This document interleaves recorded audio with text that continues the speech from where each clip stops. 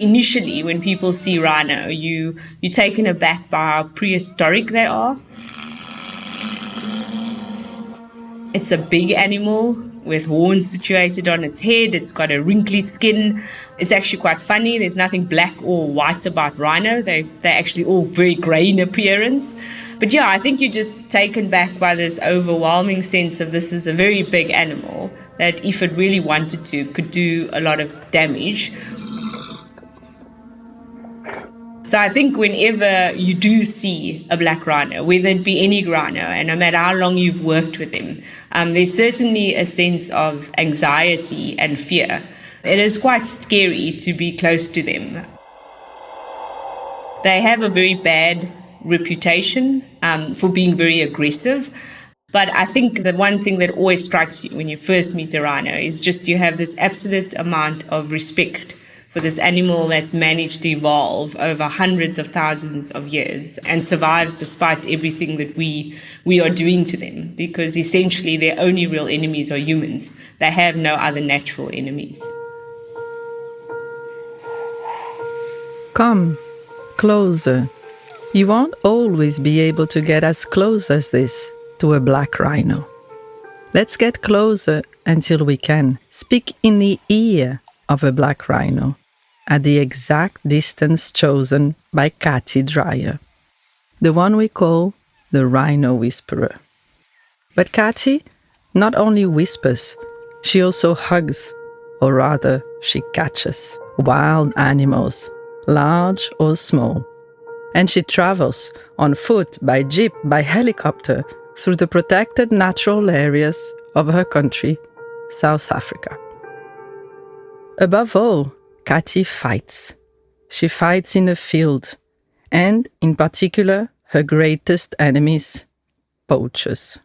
A menace whose magnitude she knows well, since she was appointed head ranger of Kruger National Park, South Africa's largest game reserve.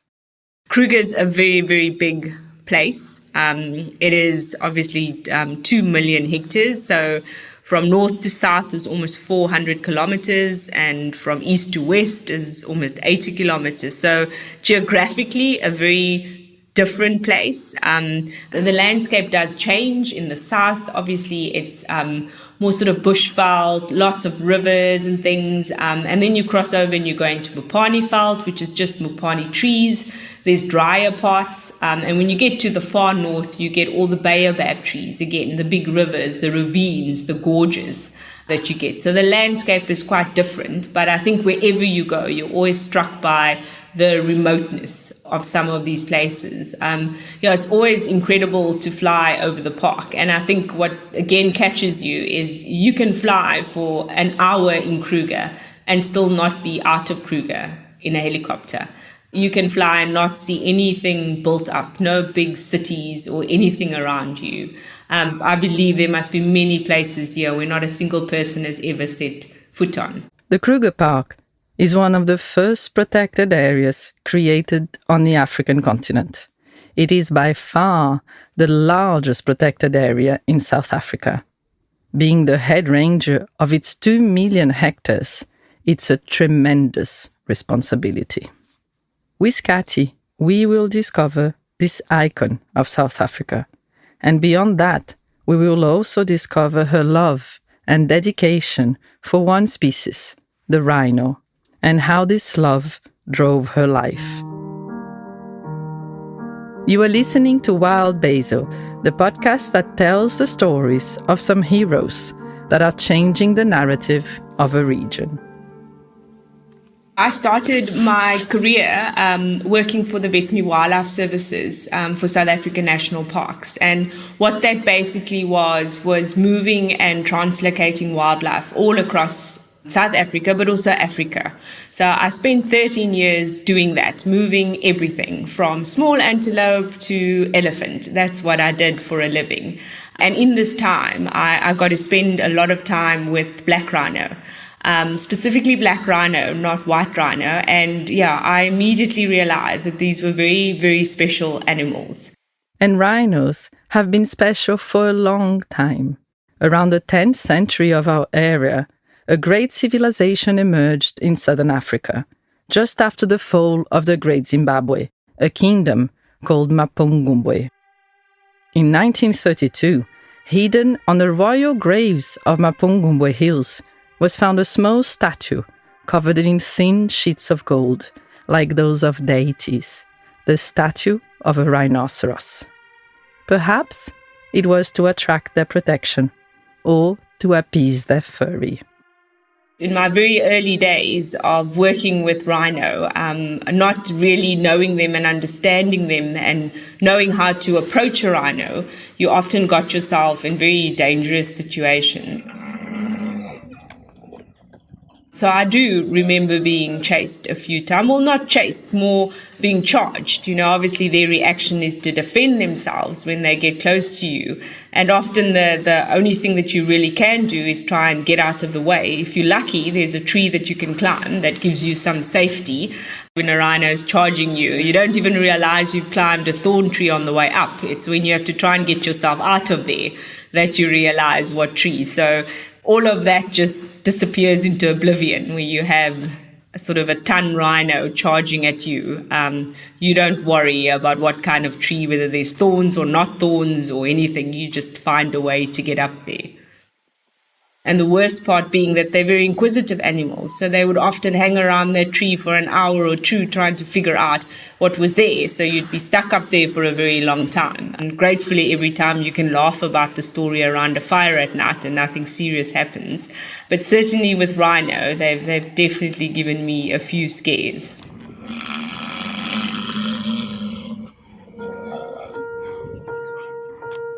This episode is about trust. It's about changes and a new era with the end of apartheid in South Africa. It's about fear and mutual understanding, struggle and pride, passion and commitment. It's the story of Cathy Dreyer. So I did grow up in Cape Town, in Grassy Park. It's a very built-up city or town. It's not a rural part of Cape Town. It is also not one of the wealthier parts, so it's sort of lower class, middle class, people that lived in Grassy Park. Like any parts of Cape Town or the outskirts of Cape Town, there's obviously gangsterism and all those sorts of things. But I'll be very honest with you, I didn't have a very happy childhood, and I don't really like to talk a lot about. But I can just remember in that time I was finishing high school, I was getting ready to study. Obviously, there was a lot of changes happening, and I always knew that I wanted to do something involved with nature, which was very different to anybody else in my family who had no interest in sort of wildlife or working with animals. I think a little bit misunderstood in my love for wildlife and where it came from. But people often ask me, why did I become in conservation, or why did I become involved in wildlife? And I can just think that it's a calling and it's something that I've been drawn to, and it's just where I have found that I fit in, basically. And where Cathy fitted in was in the bush. It gave her home.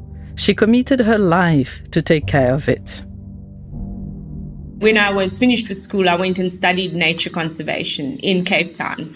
And that's a 3-year course, of which 1 year of that you need to sort of go away and do an experiential year of training. And in that year, I decided to sort of leave Cape Town, and I went to Addo Elephant National Park in the Eastern Cape. And I sort of never ever returned to Cape Town after I did that experiential training year.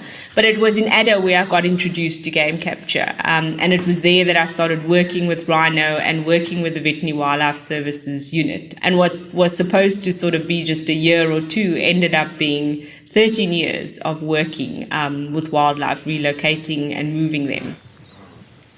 So it's one thing to sit in a class and learn about all these things, but then to go and live in these places and live with the wildlife is completely different. It's daunting for the first time to drive next to an elephant, and it's 6 times the size of your vehicle.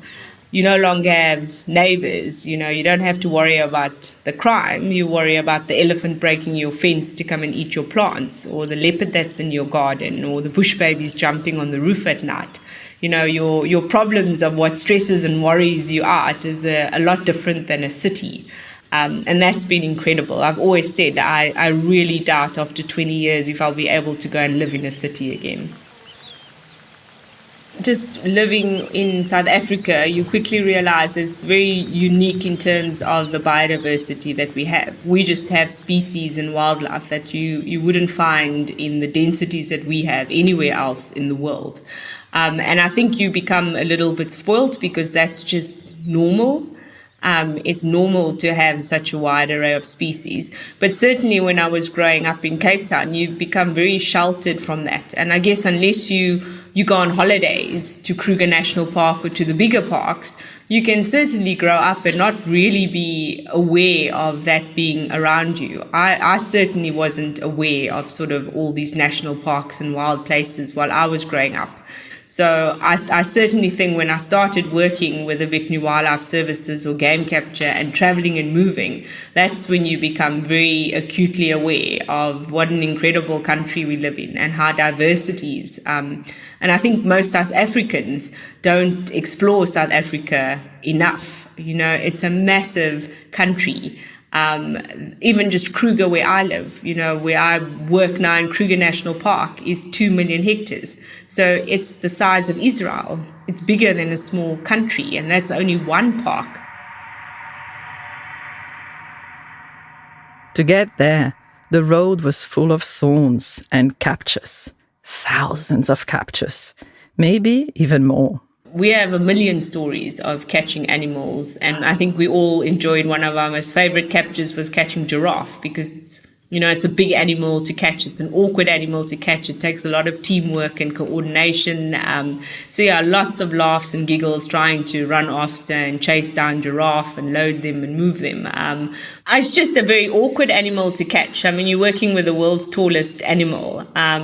So they're very sensitive to the drugs that you use, just because they have such long necks. Their hearts obviously have to pump their bloods a long way up into their brain. So once you immobilize a giraffe, you kind of have to wake it up straight away. And so you're working with an animal that's fully awake. And to try and manipulate an animal like a giraffe into a truck takes a lot of skill and handling and rope work and teamwork. And you don't always get it right the first time. So I think it was just always very challenging capture, just trying to basically get the tallest land mammal to fit into a truck and be moved somewhere was always very challenging.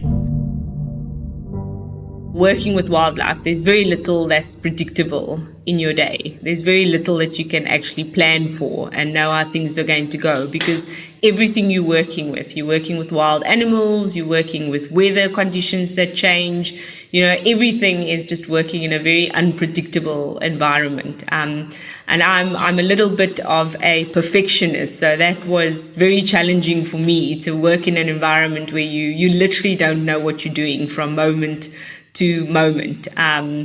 We were a very small team of people that work together, and in working together, you work together, you eat together, you sleep together, you live together, because it involved a lot of travel. So we spent a lot of time moving between the different parks across South Africa, and always in this very set small team of about 13 people. So very much became more of a family than anything else, because it is dangerous work. So you really rely and you need to trust the people that you are working with, from the helicopter pilots to the vets. And so I think it just developed into a family with time. In the wild, Cathy created a new family and learned how to bond and build trust with wild animals. To take a very, very wild black rhino out of the bush that has never seen a person, never smelt the fuel of a vehicle, never heard noises, everything is unfamiliar to them.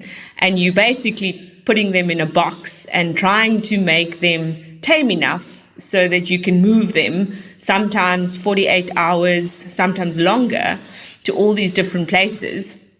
I soon realized that that was going to be very challenging. So in some of the first black rhino work I did, I had to figure out how to tame these animals. So how do you take this completely wild animal that is terrified, that doesn't know what is happening to it, and get it to essentially to trust a person? And I did this by just talking to them and reading to them. That is maybe why she became known as a rhino whisperer. Can you imagine yourself reading novels to a 3-ton creature to soothe them and bond with them? Does it work? Why would one want to read novels to a 3-ton scared and jittery creature? So they learn to recognize your voice and they learn to recognize your smell.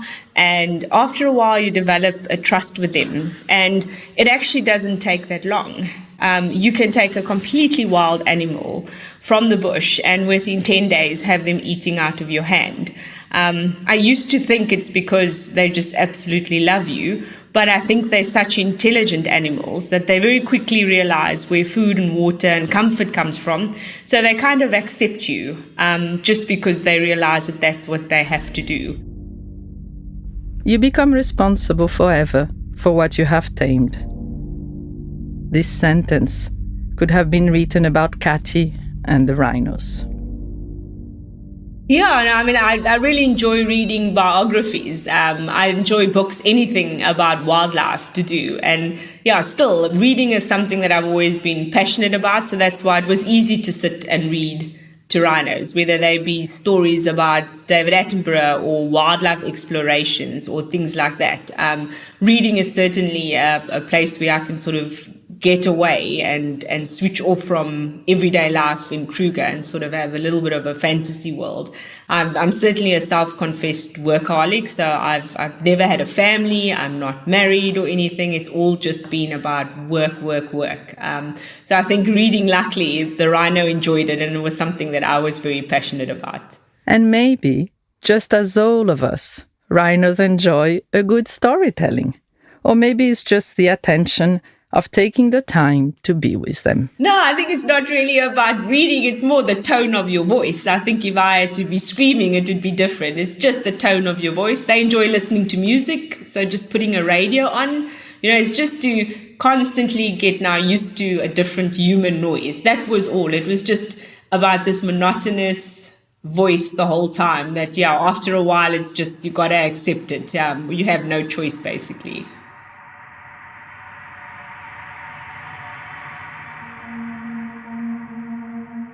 Now imagine, this relationship you have taken the time to create is threatened. Rhinos are now in South Africa and actually globally in danger. This danger has a name: poaching. And for Cathy, who reads to the rhinos, who can whisper to them, each of those losses are impossible to forget.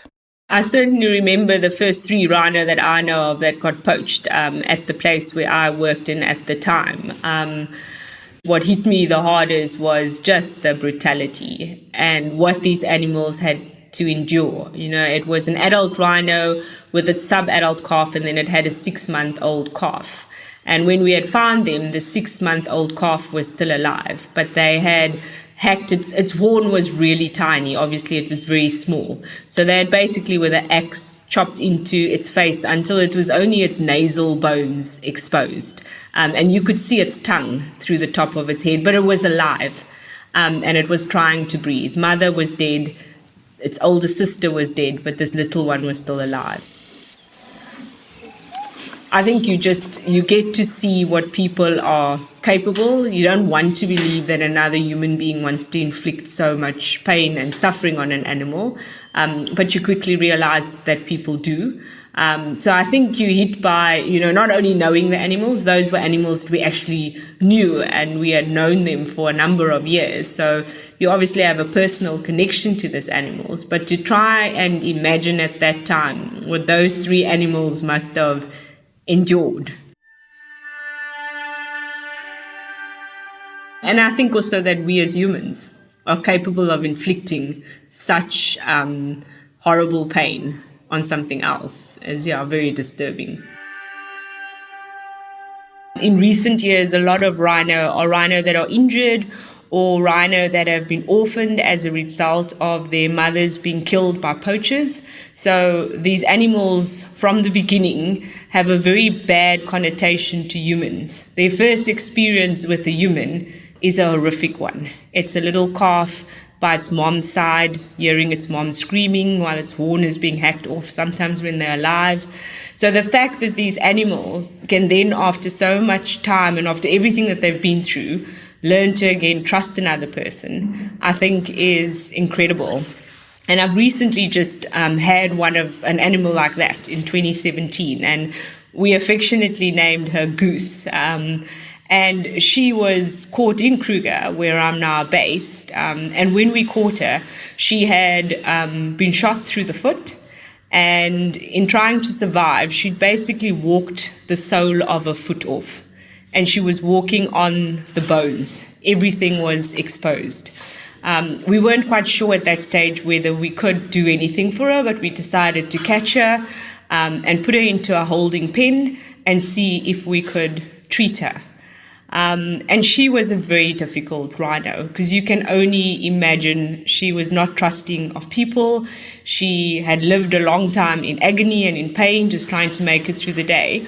But slowly we managed to win her trust over. And with a lot of effort and help and almost 2 years of getting all sorts of people involved, we were able to make casts for her, develop boots that we worked with guys who did prosthetics, to a point where she's now still in a rehabilitation center, but she's able to walk again on that foot and is slowly growing her sole back.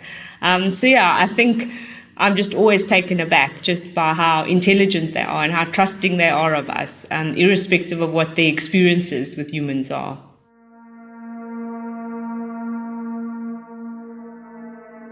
The poaching of rhinos holds up a cruel mirror. Rhinos almost entirely disappeared in the 1920s. They were brought back from the brink of extinction to a healthy population in South Africa. Dr. Ian Player was one of the people who ensured their survival with the help of the sanctity of a royal Zulu hunting ground that became South Africa's Umfolozi National Park. Some say that it's thanks to this successful effort that there is such an affect for the rhino today in the country.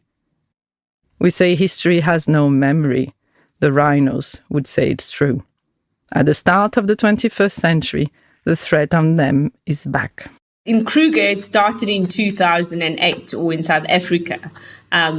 Very small still, you were losing 10, 20, 50 rhino a year. And escalated to the point in 2014, 2015, where we were losing over 1,000 rhino a year across the country. In Kruger alone, I think there's been over 7,000 rhino that have been poached since then. This dramatic increase was due to the fresh demand for rhino horn from Southeast Asia. Rhino horn is an ingredient used in traditional Asian medicine, said to cure a myriad of ailments, including cancer. Powerful myth. Destructive myth. In spite of zero evidence that rhino horn has any medicinal property, people are willing to inflict horror just for a bit of that powder. A horror that only the ones on the ground witness. And this violence is leaving its mark. The violence has definitely escalated in recent years as a result of the demand for wildlife products. So obviously, as the wildlife products and the resources become less and less, their value escalates, and people will go to great lengths for that. So a very good example is rhino, where a rhino horn is now of more value than, the animal's weight in gold, basically. And the times have changed where you're a field ranger and you're walking in the veld looking at birds and monitoring animals. Now you have to really be careful. You're armed. You expect to be in armed contacts. You expect to be shot at. People will kill you for rhino horn and for resources. A field ranger's job hasn't changed from what it was 20 years ago. Our main focus is still conservation. Unfortunately, on top of that, we've had to become more militant.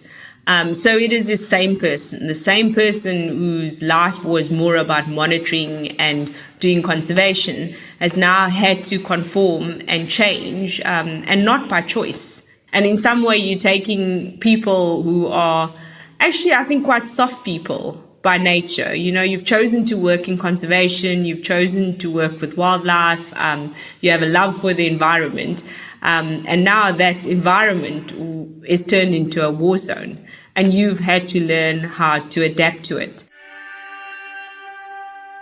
20 years ago, when I worked in wildlife, I didn't think I would have to deal with so many armed contacts, people dying. We've had field rangers that have been killed in the line of duty. It's a very different environment to work in now. Now we have legal counseling, we have psychologists on standby to assist our rangers when they are in contacts. All of those things 20 years ago was not part of a job when you studied conservation. It was all very romantic and amazing to live in the bush, and to walk between the flowers and work with wildlife. And yeah, it's certainly not that romantic anymore as it used to be.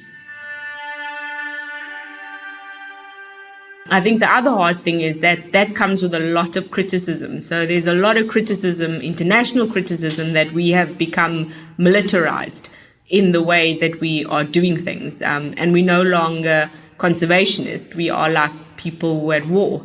But that has not been by choice. We've always had to look after the biodiversity of these parks, and we need to respond. So as the threat escalates, we've got to respond to that. And if we're not responsible in now training our rangers to be basically soldiers, then it would be irresponsible of me as a manager to be able to put them out there. So we unfortunately need to give people those skills, because they still need to look after the environment. And that's rhino, that's elephants, that's the illegal harvesting of fish or plants or wood.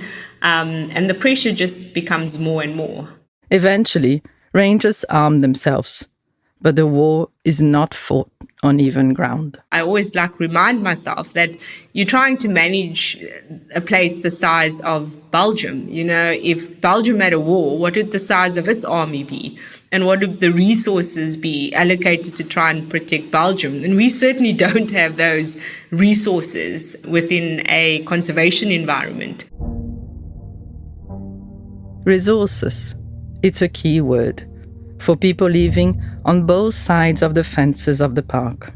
The demand for rhino horn drives the poaching, but this war is uneven because this demand brings money, a lot of money.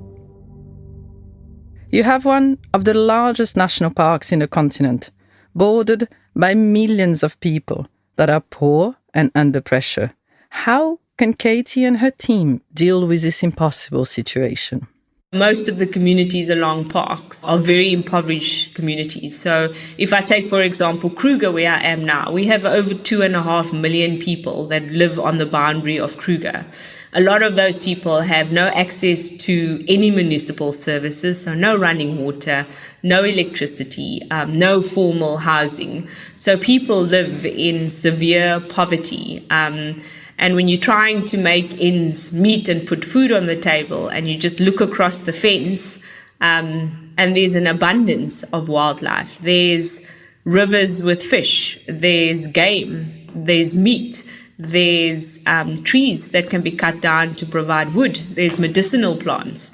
So I think from very early on, there's always been pressure on our natural resources. And when you start working in these environments, you very quickly realize those pressure.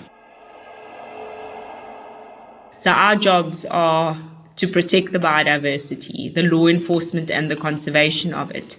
And in doing that, you got to enforce the law, and that comes with consequences. So our interactions, as much as you want them to always be positive and we want to encourage communities, unfortunately, in the position that we are, a lot of our interactions with communities are negative interactions, because we're trying to protect the biodiversity that they are trying to get their hands on. So it makes it very difficult to manage the expectation. And it's difficult indeed, because the communities surrounding the Kruger can't always benefit from its wonders. Their interaction with wildlife, again, it's negative. It's the elephants that break out to go and eat their maize crops. It's the lions that break out to go and eat their cattle or destroy their goats, which is their only livelihood. So it's all a very negative connotation. So certainly we've got to change that. But there also needs to be a benefit. We very quickly realized that if people don't benefit from the parks, why would they want to look after them? Why would it matter? And why would it be important? Previously, parks were seen as being very exclusive to only a certain group of people who could actually afford to either travel or stay in the parks. But in recent times, there's been a lot of work in trying to bring the local communities that actually live on the borders of the park but don't see the benefits of the park. I think another major challenge for us is unfortunately corruption. So as we've gotten better at looking after rhino, the syndicates that poach them have had to infiltrate and use our own staff to get information.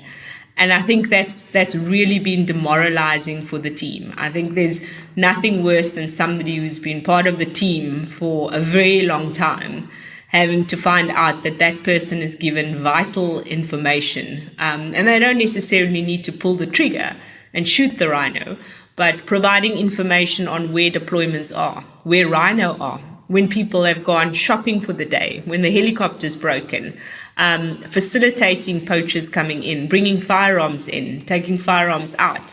It's been really demoralizing for the team to find out that someone that you work so closely with and someone that's been employed to look after the environment has now become a traitor of sorts.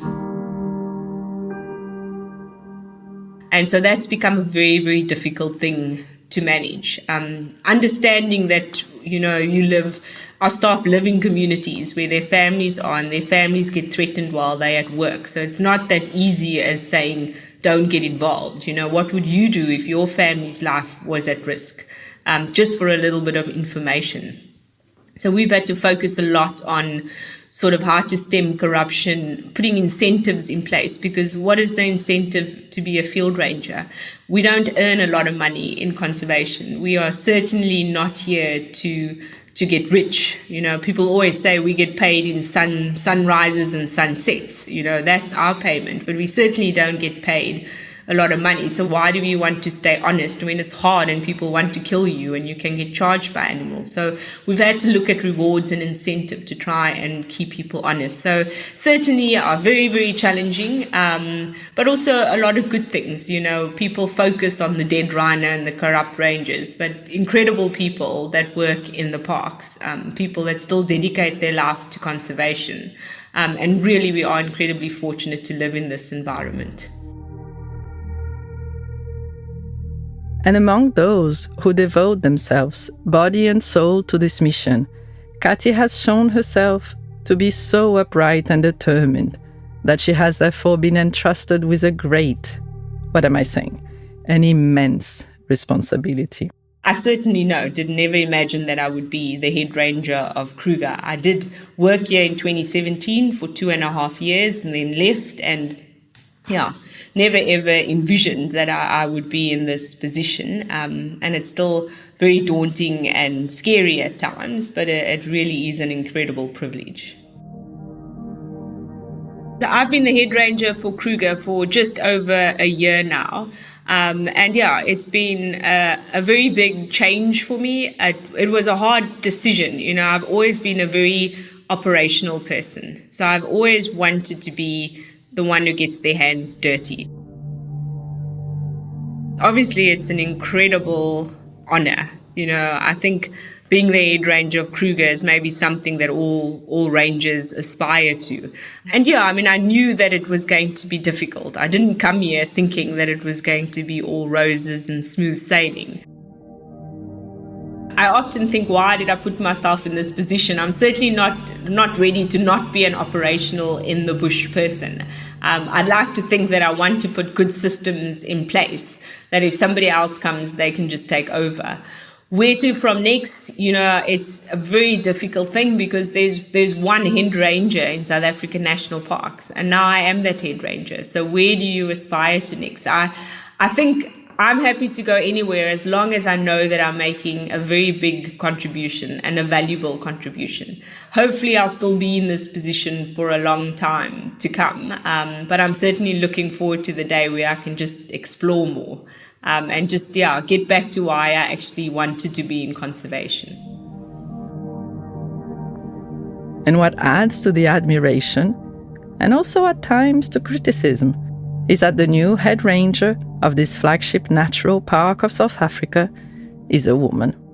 It's always difficult being a female. It's a very male-dominated career. It still is these days. So you obviously have to work a lot harder to sort of prove yourself, and specifically when you're working in a physically demanding job with wildlife, where everything can hurt or possibly kill you.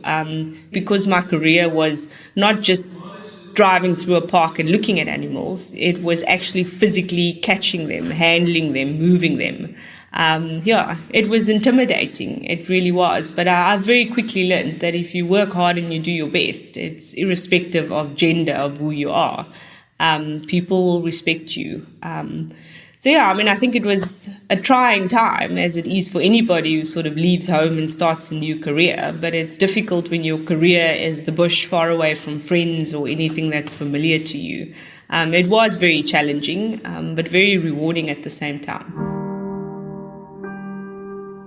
I think there are lots of women in conservation, but in sort of law enforcement, the numbers are still really, really low. If I just look at Kruger, we are 2 million hectares and we have 22 sections, and each section is managed by a section ranger.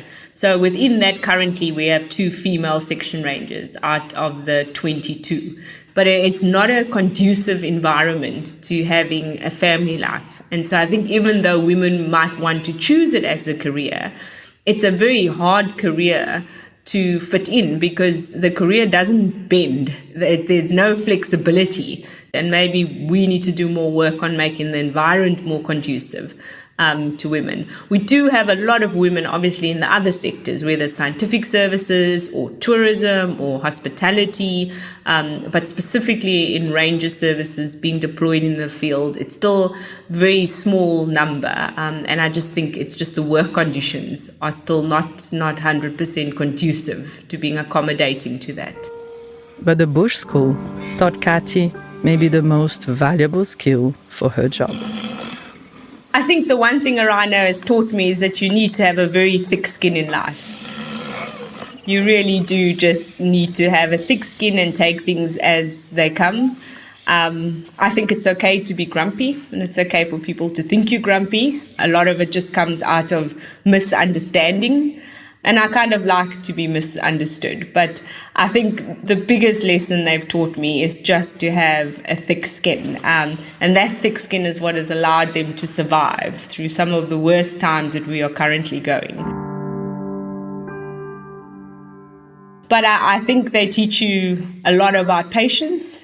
They teach you a lot about trust. Like I've said, that's the biggest thing that always gets me, is that most of their first experiences with humans are some of the worst experiences any animal would have to endure. They see the worst and the most cruel part of humans, yet they can develop a trust with you afterwards and accept you. And I think, that kind of just shows that there's always a bit of a silver lining in things, and you always need to just reach for the positive in things. Wild Basil, a podcast produced by Mova, funded by AFD, written by Luiz Guimarães Scherer Navarro and Martin Canaan, music by Carson Mukavelli, historical advisor Stephanie Erdang, scientific advisor Ghislain Rib, recording Carson Studio Maputo and Pipoca Sound, Rio de Janeiro. Directed by Martin Canaan. Find us on movamos.co.mz.